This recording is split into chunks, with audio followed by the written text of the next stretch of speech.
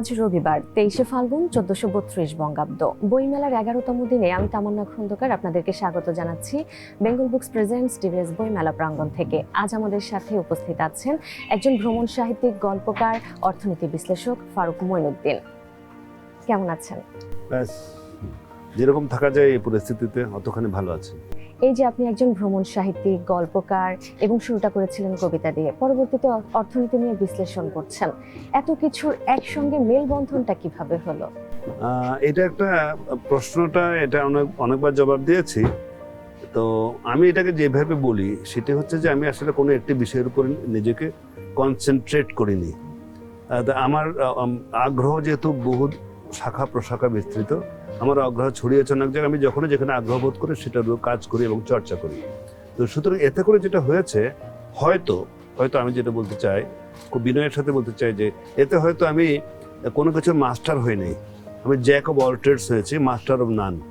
কোনোটাতে mastering করা, কোনোটাতে একেবারে বুৎপত্তি অর্জন করা কিংবা শ্রেষ্ঠত্ব অর্জন করা সেটাতে যায়নি। সব কিছুতে একটু টাচ করার কারণে হয়তো আমার মধ্যে যে যেরকম উৎকর্ষ হওয়া উচিত ছিল সেটা হয়তো হয়নি, কারণ অনেক কিছু টাচ করার চেষ্টা করেছে একসাথে। এটা ভালো না মন্দ এটা আমি জানি না, এটা পাঠক বিচার করবে। লেখালেখি শুরুটা হয়েছিল কিভাবে? দেখেন, লেখালেখির শুরুটা আমি যদি বলি, বাঙালি মাত্রই কিন্তু তারা স্বভাব কবি। প্রতিটা বাঙালি তরুণ যুবক যারা প্রথম দিকে ছাত্র অবস্থায় তারা একটু কবিতা চর্চা করে। এটা আমি বলে না, এটা প্রায় সবাই ব্যতিক্রম। আমি কবিতা ভীষণ পছন্দ করি। তাহলে দেখেন, কেউ করে, কেউ কবিতা পছন্দ করে এবং সেটাকে রচনা করতে চায়। তো এইরকম সংখ্যাই বেশি।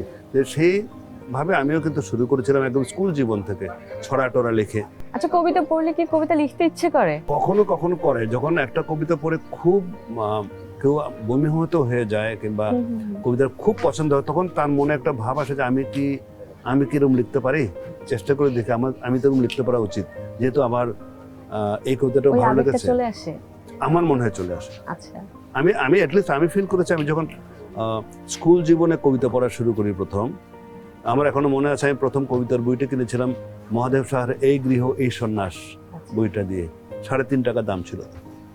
তো তখন থেকে আমি কবিতা পড়া শুরু, এবং তার 1 বছর পর আমি জীবনানন্দ দাশের কাব্য সম্ভার হাতে পাই। তো তখন থেকে আসলে কবিতার প্রতি আমার যে ভালোবাসা এবং চর্চা করার একটা ব্যর্থ চেষ্টা আমি তখন থেকে শুরু করেছিলাম। কিন্তু কবিতার বই প্রথম প্রকাশিত হয়নি? প্রথম নয়, কখনোই প্রকাশিত হয়নি। কারণ কথা হচ্ছে, আমি যখন গল্প লেখা শুরু করি এবং সেই গল্প লেখাতে আমি কিছু মাত্রায় সাফল্য অর্জন করি, তখন থেকে আমি কবিতা লেখা প্রায় ছেড়ে দিয়েছিলাম। এবং আপনার প্রথম প্রকাশিত বই ছিল 1978 সালে আধুনালুপ্ত দৈনিক বাংলার সাময়িকীতে। প্রথম প্রকাশিত গল্প। হ্যাঁ, সেই গল্প সম্পর্কে কি মনে আছে কিছু যেটা আমরা জানতে পারি এই মুহূর্তে? হ্যাঁ, গল্পটা আসলে খুব বড় কিছু না। আমি তখন আমি 1 বছর আমাদেরকে এইচএসসি পাস করার পরে বসে রাখা হলো, পরের ব্যাচের সাথে একসাথে দেবে। আমি তখন একেবারে এইচএসসির প্রতি রেজাল্ট হয়েছে, ভালো রেজাল্ট করেছে, স্ট্যান্ড করেছে বোর্ডে। সুতরাং খুব নির্ভার একটা সময়, 1 বছর একেবারে গায়ে হাওয়া লাগিয়ে বেড়ানো, কারণ কিছু নেই, পড়াশোনা নাই। ইউনিভার্সিটি ভর্তি তখন আমি একটা গল্প লিখলাম, মানে একটি চরিত্রকে চিন্তা করে, এক নারী, তার ছোট ভাই হচ্ছে কথক গল্পের। সে নারী জীবনে ডিভোর্স হয়ে গেছে, আর কিছু করলো না, পড়াশোনা শেষ করলো না। তার জীবন নিয়ে একটা খুবই ছোট একটা গল্প, মানে এর মধ্যে অন্য কিছু নাই, কোনো কাহিনী, বড় কোনো কাহিনীর ঘন ঘটা ছিল না।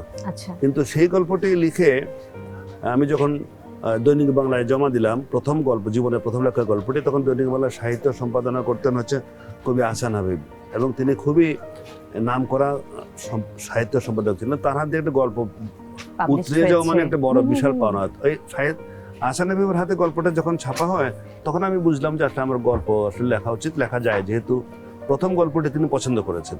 তখন থেকে আমি গল্প লেখা শুরু করি সিরিয়াসলি। আপনার একটা বই প্রকাশিত হয়েছিল কলকাতা থেকে, আত্মহননের প্ররোচনা, সেই গল্প সম্পর্কে জানবো।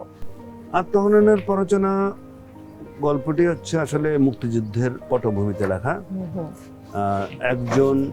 একজন যে গল্পের কথক, সে তখন স্কুল টু স্কুল বন্ধ, স্কুল কলেজ বন্ধ, সে তার এক পরিচিত লোকের ফার্মেসিতে কাজ করতো 71 যুদ্ধের সময়, যেহেতু সব বন্ধ, সময় কাটে না। এবং ফার্মেসি যার সেই লোকটি কেমন ডাক্তার সে জানে না, হাতুড়ের ডাক্তার নাকি এলএমএফ ডাক্তার নাকি এমবিবিএস ডাক্তার জানে না, কিন্তু তাকে মুক্তিযুদ্ধের সময় তাকে কখনো কোনো পক্ষ নিতে দেখেনি আচ্ছা। এই ডাক্তারকে। হুম হুম। কিন্তু ও দেখছে সবকিছু ঘটছে ওই যে বাজার ফার্মেসি, সেখানে পাকিস্তান আর্মি ঘোরাঘুরি করে, রাজাকাররা ঘোরাঘুরি করে, কিন্তু এই লোক আসলে কোন পক্ষে বোঝা যায় না। সে মুক্তিযুদ্ধের পক্ষের লোক না বিপক্ষের লোক সে বুঝতে পারে না। কিন্তু এরপরে একদিন একটা সুযোগ আসে, ওই যে গল্পের মূল কথক তার একটা সুযোগ আসে, সে তার কাছ থেকে কিছু ওষুধ নিয়ে যায় পাকিস্তানের আর্মির লোকজন, কিন্তু সে ভয়টা ওদের কাছে টাকা চায়নি, ওরা টাকা দেয়নি। তখন সে ওই ফার্মেসির মালিক কেউ ডাক্তার আসার পরে তাকে বললো যে এরা ওষুধ নিয়ে গেছিল কিন্তু টাকা দেয়নি।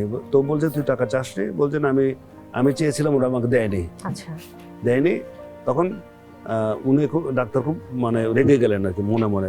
এবং যখন ওই দলটা ওখান থেকে আবার যাচ্ছিল, ওরা টহল দিচ্ছিল বাজারে, তখন ও বলছে এরা, উনি জিজ্ঞেস করছে হ্যাঁ এরা। তখন উনি ডাকলেন ওদেরকে, শোনো ভাই। ডাকলো, ওরা কে হবে ডাক্তার সাহেব?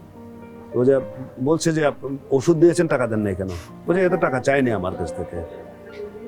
তো চাইনি? বলছে না, ওটা হচ্ছে চাইনি ভালো কথা, চাইনি ভালো কথা, কিন্তু তুমি দিবা না কেন?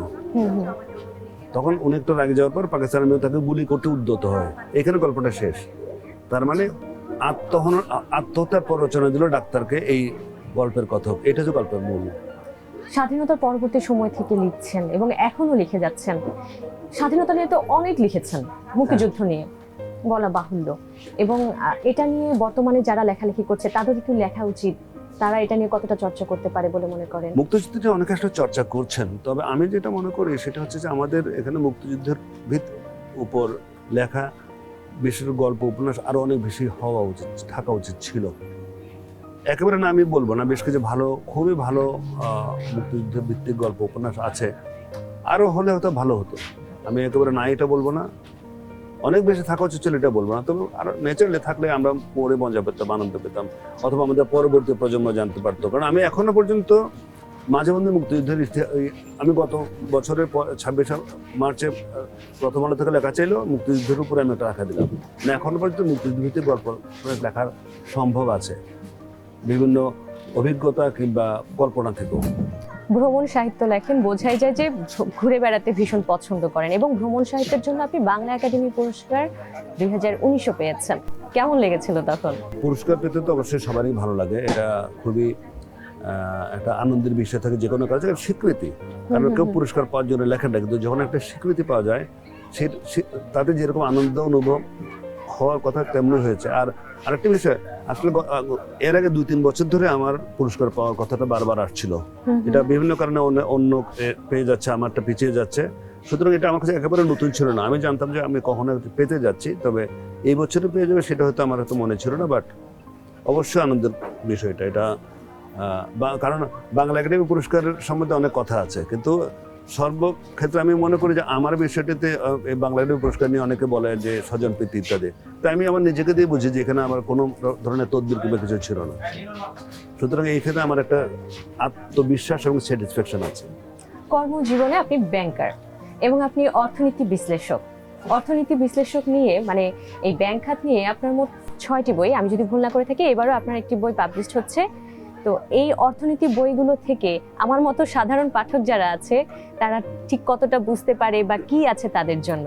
খুব ভালো প্রশ্ন, এই প্রশ্নটা করে আপনি ভালোই করেছেন, নাহলে আমি এক্সপ্লেন করতে পারতাম না। সেটা হচ্ছে যে আমি যখন অর্থনীতি এবং ব্যাংকিং নিয়ে বিভিন্ন পত্রিকায় কলাম লিখি, আমার সবসময় উদ্দেশ্য থাকে যাতে আমি এটা কারো কোনো বিশেষজ্ঞের জন্য লিখছি না, কোনো অর্থনীতিবিদদের জন্য লিখছি না, আমি এটা লিখছি সাধারণ পাঠকদের জন্য।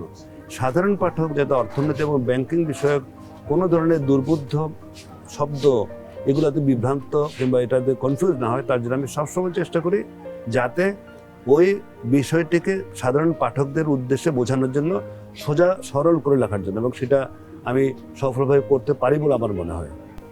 কারণ আমি দেখেছি আমার অভিজ্ঞতাও বলে যে আমি জিল্লুর রহমান সিদ্দিকী আমার একটা লেখা পড়ে বলছিলাম আমি এই বিষয়টা নিয়ে অনেক পড়েছি ইংরেজি, কিন্তু কিছু বুঝি না, আপনার লেখাটা প্রথম পড়ে আসল জিনিসটা বুঝতে পারলাম। তাতেই বুঝলাম যে আসলে যারা পড়েন ব্যাংকিং অর্থনীতির বাইরের লোক তারা লেখা পড়ে বুঝতে পারেন, সেটাই আমার সাফল্য এবং সেটা আমি চেষ্টা করি। আপনি একজন অর্থনীতি বিশ্লেষক এবং অর্থনীতিকে ভালোভাবে আপনি বিশ্লেষণ করতে পেরেছেন। ভালোভাবে মানে সাধারণ মানুষের বোধগম্য করে। বোধগম্য করে, একদম। আপনি সেই মুক্তিযুদ্ধ পরবর্তী সময় থেকে লিখছেন এবং আজকেও লিখে যাচ্ছেন। সেই সময়ের পাঠক এবং আজকের পাঠক কতটা পরিবর্তন পরিলক্ষিত হয়? দেখেন, আমাদের সেই ব্যাপারে আমি একটু হতাশার কথাই বলতে হবে আপনাকে। সেটা হচ্ছে আমাদের জনসংখ্যা যা বেড়েছে মুক্তিযুদ্ধের পর থেকে এই পর্যন্ত, সেই হারে কি পাঠক বেড়েছে? আমার মনে হয় না। গুণ মান সম্পন্ন পাঠকের সংখ্যা খুব বাড়েনি। দেখেন, আমি একটা সিম্পল উদাহরণ দিই। ওই সময় মুক্তিযুদ্ধের পরে 72-73 সালে তখন বিয়ে শাদীতে বই উপহার দেওয়ার একটা প্রথা ছিল। কিন্তু এখন যদি আপনি কোনো বিয়ে শাদীতে বই নিয়ে যান, যাদের অনুষ্ঠানে গেছেন তারা আপনাকে কিছু দেখবে আমি জানি না, কিন্তু এটাকে খুব এপ্রিসিয়েট করবে না। এতে থেকে প্রমাণিত হয় যে বইয়ের প্রতি মানুষের যে ভালোবাসা থাকা উচিত ছিল সেটি সেই পরিমাণে বাড়েনি। আমি একেবারে হতাশ নই। যদি তাই হতাম তাহলে এত বড় বইমেলার পরিসর বাড়ে কেন, কিংবা পাবলিশাররা কিন্তু এত বই বের করে কেন? এটা একটা প্রশ্ন। এটা একটা ডিলেমা আমার কাছে, যে কোনটা ঠিক। আসলে পাঠকের সংখ্যা যে পরিমাণ বাড়ার কথা বাড়েন, যদি না বেড়ে থাকে তাহলে প্রকাশনার এতগুলো প্রকাশনা সংস্থা চলছে কিভাবে? তবে মূল বিষয়টা হচ্ছে এটা আরো পাঠক হওয়া উচিত ছিল। প্রকাশনা ব্যবসা যে খুব লাভজনক ব্যবসা আমি বলবো না। যারা অনেকেই প্রকাশনা ব্যবসা করেন তারা প্রাণের তাগিদে এবং তাদের একটা পছন্দের কারণেই করেন। এটা যে অন্য ব্যবসা তারা করলে হয়তো আরো বেশি প্রফিট করতে পারতেন, সেটা এখানে করছেন না। প্রকাশনা ব্যবসা যারা আসেন, আমি মনে করি তারা বইয়ের প্রতি ভালোবাসার টানে এই ব্যবসাটা করেন। আচ্ছা, সেটা তো সবকিছু বোঝা গেল, কিন্তু বইমেলায় এসেছি, বইমেলায় গল্প করছি, বইমেলা থেকে আপনার প্রত্যাশা কি? দেখেন, বইমেলা থেকে প্রত্যাশা আমরা একটাই বিষয়, সেটা হচ্ছে যে বইমেলার সবচেয়ে বড় সুবিধা যেটা হচ্ছে যারা বই প্রেমী পাঠক তারা একসাথে একই প্রেমিসেসের মধ্যে অনেকগুলো বই পেয়ে যাচ্ছে। তা না হলে তাকে বিভিন্ন দোকানে ঘুরতে হবে, বিভিন্ন পাবলিশার কাছে যেতে হবে। এটা হচ্ছে সবচেয়ে বড় বিষয়। দ্বিতীয় বিষয় যেটা হচ্ছে সেটা হচ্ছে একটা জায়গায় 21শে ফেব্রুয়ারি আমাদের মাতৃভাষা আন্দোলনকে কেন্দ্র করে যে একটা আপনার মিলন মেলা হয়, এই মিলন মেলাটা এখানে একটা পরিপূর্ণ রূপ পায়। এটা একটা বিষয়। কিন্তু আমার একটা বিষয় আমার একটু কিছুটা হতাশাও আছে। সেটা হচ্ছে ইদানিং বই মেলায় দেখা যাচ্ছে গত কয়েক বছর ধরে আমরা যেটা দেখতে পাচ্ছি, এখানে উটকো লোক অনেক বেশি ঢোকে। তারা বই কেনে না, তারা একটা বই হাতে নিয়ে একটা ছবি তুলে বইটা রেখে দিয়ে তারা চলে যায়, পরে এটা তারা ফেসবুকে পোস্ট করে। এটা আমি মনে করি এইটা হয়তো স্টলের যারা থাকার এটা বাধা দিতে পারবে না।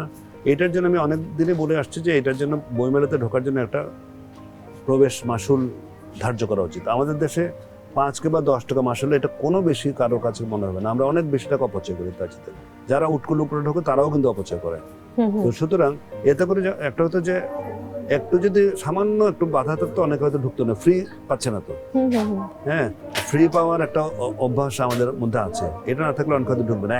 দ্বিতীয়টা হচ্ছে আমি অর্থনৈতিক ছাত্র হিসেবে মনে করি যে এই প্রবেশ মাশুল দিলে মেলার যারা ব্যবস্থাপনা আছে, বাংলা একাডেমি হোক কিংবা পুস্তক ব্যবসায়ী সমিতি হোক, তাদের কাছে কিছু এক্সট্রা ইনকাম আসে, যেটা দিয়ে তারা এই মেলার পারপাসে খরচ করতে পারবে, তাদের খরচ কিছুটা উঠে আসে। সুতরাং এটা পজিটিভ সাইড, আমি এটাই দেখি। আচ্ছা ভাইয়া, আমার হাতে খুব সুন্দর একটা বই আছে। এবার এই বইটি আপনার মেলায় প্রকাশিত হয়েছে, এই বইটি সম্পর্কে জানবো। প্রথম কথা হচ্ছে আপনি যে খুব সুন্দর বলেন, আমি আপনাদের সম্পূর্ণ একমত। আমার এতগুলো বইয়ের মধ্যে আমি সবসময় বলি এই বইটি প্রোডাকশন এই পর্যন্ত সবচেয়ে ভালো প্রোডাকশন এই বইটি করেছে আমি ওনাদেরকে বলেছি, পাবলিশারকে। তো এই বইটি হচ্ছে আসলে বইটির নাম হচ্ছে অতলান্তিকের এপার ওপার, মানে আটলান্টিক মহাসাগরের এপার এবং ওপারের মহাদেশগুলোর জায়গার গল্প। তার মানে আমেরিকা, উত্তর এবং দক্ষিণ আমেরিকা এবং ইউরোপের বিভিন্ন লেখকদের 14টা গল্প এখানে আছে। 14টা গল্প। তার মধ্যে বালজাক থেকে শুরু করে, বালজাকের জন্ম 200-250 বছর আগে, বালজাক থেকে শুরু করে একদম হালের 1990 সালে জন্মানো একজন লেখকের বই লেখা আছে। সুতরাং 2 শতকের লেখকদের একটা সম্মিলন এখানে হয়েছে 14টা গল্পের মধ্যে। এবং অধিক এই গল্পগুলোর মধ্যে খুব নাম করা যেরকম আছে, আবার অনেকে নাম শোনেন না, সাধারণ পাঠকের এরকম গল্প আছে। কিন্তু আমি এটা করেছি যে গল্পটা পাঠককে আকৃষ্ট করবে কিংবা স্ট্রাইক করবে কোনোভাবে, সেই গল্পগুলো ভেবে বাছাই। গল্প অনেক পড়ি, সবগুলো তো অনুবাদ করিনি। আমি কেন অনুবাদ করলাম এই গল্পগুলো? বিভিন্ন সময় অনুবাদ করা, এই গল্পগুলো একসাথে তো করা নয়। যখনই একটা গল্প পড়ে ভালো লাগে, অনেক গল্পের মধ্যে হঠাৎ করে একটা গল্প ভালো লাগলো, এটাকে আমি আবার ওইভাবে যে আমি পাঠকের সাথে শেয়ার করা আমার একটা উদ্দেশ্য। আমি নিজে পড়লাম, নিজে আনন্দ পেলাম, এটাতে আমার আনন্দটা পরিপূর্ণ হয় না যদি না এটা না আমি এটা অনেকের সাথে শেয়ার করতে পারি, তখন আমার আনন্দটা আনন্দ শতভাগ ভাগাভাগি পূর্ণ করে হয়। নেয়ার যে ব্যাপারটা। Exactly. এই জন্যই করি। আপনাকে আবারও অসংখ্য ধন্যবাদ এত ব্যস্ততার মাঝে আমাদেরকে সময় দেওয়ার জন্য। ধন্যবাদ আপনাকে, আয়োজকদের, বেঙ্গল বুকস এবং টিবিএসকে এরকম একটা অনুষ্ঠানে আয়োজন করার জন্য ধন্যবাদ আবার।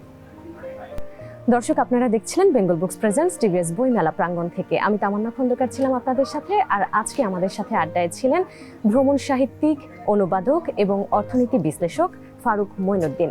দেখা হচ্ছে পরবর্তী আয়োজনে কোনো একজন বিশিষ্ট ব্যক্তিকে নিয়ে। সে পর্যন্ত সবাই ভালো থাকুন, সুস্থ থাকুন, আর হ্যাঁ, টিভিএস এর সাথেই থাকুন।